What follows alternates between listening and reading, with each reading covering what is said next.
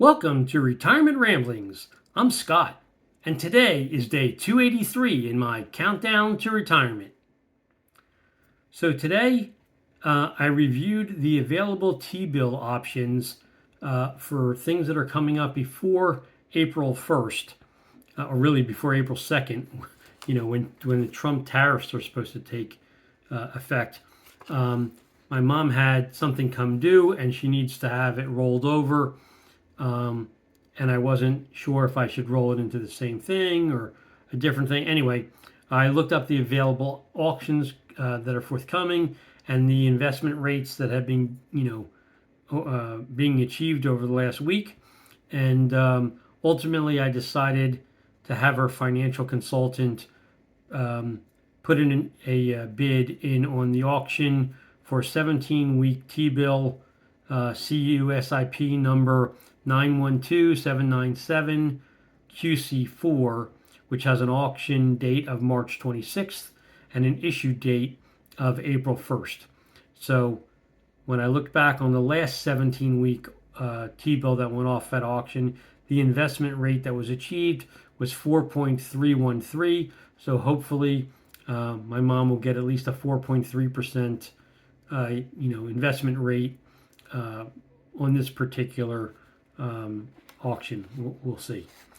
But I spent the majority of my day reaching out to insurance companies because I needed to shop around. I think I mentioned the other day, I got a quote, or I got my renewal notices, I should say, from State Farm, who's my current insurance agent. For my homeowners, for my cars, and for an umbrella policy I have. And across the board, most of the cost went up, around 8.5%, except for the umbrella policy, which went up almost 25%, which I think is outrageous. And the umbrella policy was really expensive to begin with compared to other people I had shopped before. So this is just like adding insult to injury, as they say. Anyway, I'm reaching out to Amico, American Families, Travelers, Auto Owners, Allstate, Progressive, and any others you guys want to suggest. I'm happy to add to my list. But basically, I'm just going to step through real quick, kind of the coverages that I'm looking for to protect my property, from fire, theft, floods, etc., etc. So on the homeowner side, first off, I usually get a $1,000 deductible for all perils. I could raise that up if I need to, but my preference is to keep it, at $1,000 if I can. And then I'm looking for the normal coverage A dwelling with replacement cost coverage. And then all the other items are a percentage of that coverage A dwelling, so that as you increase your house dwelling coverage, everything else kind of just moves up in lockstep. So on the separate structures, things like a fence or sheds or other things, I don't have very many, but I have like gazebo or covered porch, certain things that are not considered the formal house that I need to take into consideration. So for that, I get 10% of coverage A. For personal property, that's all the things that you have inside and what have you. It's 75%, again, with replacement cost. 75% of coverage A. I don't need that much, but most places won't say, oh, you can have 25% of it. Like, they always give you way more than I think that I need. Then loss of use, 30% of coverage A. Then for homeowners loss assessment, $50,000. For mold coverage, $50,000.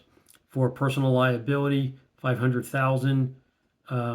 For medical payments to others, if somebody slips, falls in your house, whatever, it's like $5,000 outside of liability.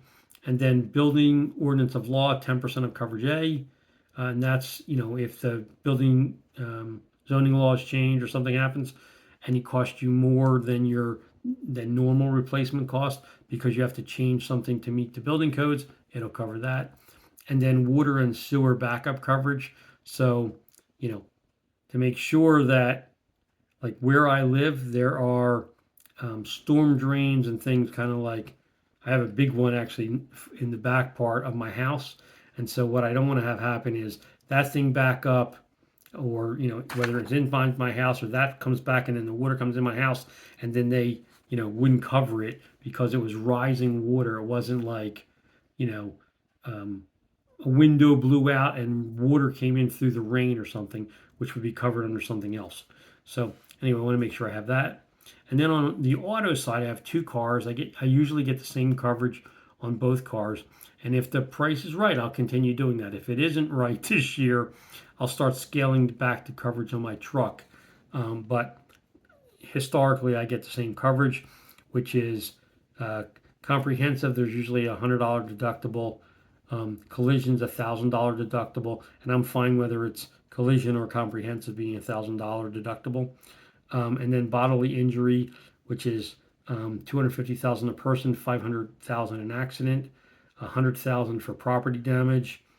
Again, $5,000 medical coverage for each person, and then for uninsured motorist, the same coverage, so 250,000 per person, 500,000 per accident, and then rental reimbursement, $50 a day up to $1,500 a month. So assuming a 30-day month.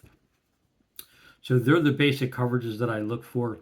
So again, I'm going to be shopping them across a variety of insurance companies, and I've got about 3 weeks, 2 to 3 weeks, to be able to get the quotes back, make it, do an analysis, make a decision if I'm not going to move forward with State Farm. Obviously, if I'm going to stay with State Farm, I just got to, process the payment and I'm done. So I'm looking forward to seeing what I get back from the various insurance companies, and hopefully I'll be able to find something that unwinds not only the 8.5% increase that I was seeing from State Farm, but hopefully is even lower than that. Although I'm not holding my breath really, because I know that due to all the wildfires and hurricanes and floods and just in the last year, all the things that have hit the insurance industry, even if that's not applicable to me here in Atlanta, I know that I'm going to be absorbing a payment for the risk that's associated with all those other areas that I don't live in that are, subject to those conditions. It is what it is. And having lived in Florida before, actually near the coast, I know how hard it was to get insurance coverage there. And I did know that other people were subsidizing what I was getting at that point in time. So I guess it's only fair. But anyway, that's my update for today. If you want to leave a comment, please do so in the comment section down below, or drop me an email at myretirementramblings@gmail.com. Otherwise, I hope you have a great evening. Take care. Until tomorrow,